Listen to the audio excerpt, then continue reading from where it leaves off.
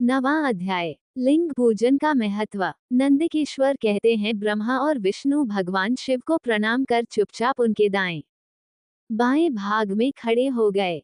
उन्होंने पूजनीय महादेव जी को श्रेष्ठ आसन पर बैठाकर पवित्र वस्तुओं से उनका पूजन किया। दीर्घकाल तक स्थिर रहने वाली वस्तुओं को पुष्प वस्तु तथा अल्पकाल तक टिकने वाली वस्तुओं को प्राकृत वस्तु कहते हैं। हार, नूपुर, कियूर, किरीट, मणिमय कुंडल, यज्ञोपवीत, उत्तरीय वस्त्र, पुष्पमाला, गाला, रेशमी वस्त्र, हार, मुद्रिका, पुष्प, तांबूल, कपूर, चंदन एवं अगरू का अनुलेप, धूप दीप, श्वेत छत्र, व्यंजन, ध्वजा, चंवर तथा अनेक दिव्य उपहारों द्वारा, जिनका वैभव वाणी और मन की पहुंच से परे था, जो केवल परमात्मा के योग्य थे, उनसे ब्रह्मा और विष्णु ने अपने स्वामी महेश्वर का पूजन किया। इससे प्रसन्न होकर भगवान शिव ने दोनों देवताओं से मुस्कुराकर कहा, पुत्रों, आज तुम्हारे द्वारा की गई पूजा से मैं बहुत प्रसन्न हूँ। इसी कारण ये दिन परम पवित्र और महान होगा। ये तिथि शिवरात्रि के नाम से प्रसिद्ध होगी और मुझे परम प्रिय होगी। इस दिन जो मनुष्य मेरे लिंग अर्थात निराकार रूप की या मेरी मूर्ति अर्थात साकार रूप की दिन रात निराहार रहकर अपनी शक्ति के अनुसार निश्चल भाव से यथोचित पूजा करेगा, वह मेरा परम प्रिय भक्त होगा। पूरे वर्ष भर निरंतर मेरी पूजा करने पर जो फल मिलता है, वह फल शिवरात्रि को मेरा पूजन करके मनुष्य तत्काल प्राप्त कर लेता है। जैसे पूर्ण चंद्रमा का उदय समुद्र की वृद्धि का अवसर है, उसी प्रकार शिवरात्रि की तिथि मेरे धर्म की वृद्धि का समय है। इस तिथि को मेरी स्थापना का मंगलमय उत्सव होना चाहिए।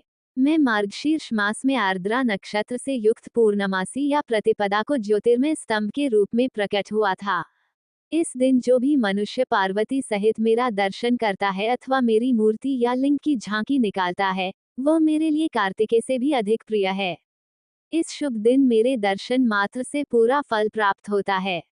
यदि दर्शन के साथ मेरा पूजन भी किया जाए तो इतना अधिक फल प्राप्त होता है कि वाणी द्वारा उसका वर्णन नहीं किया जा सकता। लिंग रूप में प्रकट होकर मैं बहुत बड़ा हो गया था, अतः लिंग के कारण ये भूतल लिंग स्थान के नाम से प्रसिद्ध हुआ। जगत के लोग इसका दर्शन और पूजन कर सकें, इसके लिए यह अनादि और अनंत ज्योति स्तंभ अथवा ज्योतिर्मय लिंग अत्यंत छोटा हो जाएगा। ये लिंग सब प्रकार के भोग सुलभ कराने वाला तथा भोग और मोक्ष का एकमात्र साधन है। इसका दर्शन, स्पर्श और ध्यान प्राणियों को जन्म और मृत्यु के कष्ट से छुड़ाने वाला है। शिवलिंग के यहाँ प्रकट होने के कारण ये स्थान अरुणाचल नाम से प्रसिद्ध होगा तथा यहाँ बड़े बड़े तीर्थ प्रकट होंगे। इस स्थान पर रहने या मरने से जीवों को मोक्ष प्राप्त होगा। मेरे दो रूप हैं, साकार और निराकार। पहले मैं स्तंभ रूप में प्रकट हुआ, फिर अपने साक्षात रूप में। ब्रह्मभाव मेरा निराकार रूप है तथा महेश्वर अभाव मेरा साक्षात रूप है। ये दोनों ही मेरे सिद्ध रूप हैं। मैं ही परब्रह्म परमात्मा हूँ। जीवों पर अनुग्रह करना मेरा कार्य है। मैं जगत की वृद्धि करने वाला होने के कारण ब्रह्म कहलाता हूँ। सर्वत्र स्थित होने के कारण मैं ही सबकी आत्मा हूँ। सर्ग से लेकर अनुग्रह तक जो जगत संबंधी 5 कृत्य हैं, वे सदा ही मेरे हैं। मेरी ब्रह्मरूपता का बोध कराने के लिए पहले लिंग प्रकट हुआ, फिर अज्ञात ईश्वरत्व का साक्षात्कार कराने के लिए मैं जगदीश्वर रूप में प्रकट हो गया। मेरा सकल रूप मेरे ईशत्व का और निष्कल रूप मेरे ब्रह्मस्वरूप का बोध कराता है। मेरा लिंग मेरा स्वरूप है और मेरे सामीप्य की प्राप्ति कराने वाला है। मेरे लिंग की स्थापना करने वाले मेरे उपासक को मेरी समानता की प्राप्ति हो जाती है तथा मेरे साथ एकत्व का अनुभव करता हुआ संसार सागर से मुक्त हो जाता है। वह जीते जी परमानंद की अनुभूति करता हुआ शरीर का त्याग कर शिवलोक को प्राप्त होता है, अर्थात मेरा ही स्वरूप हो जाता है।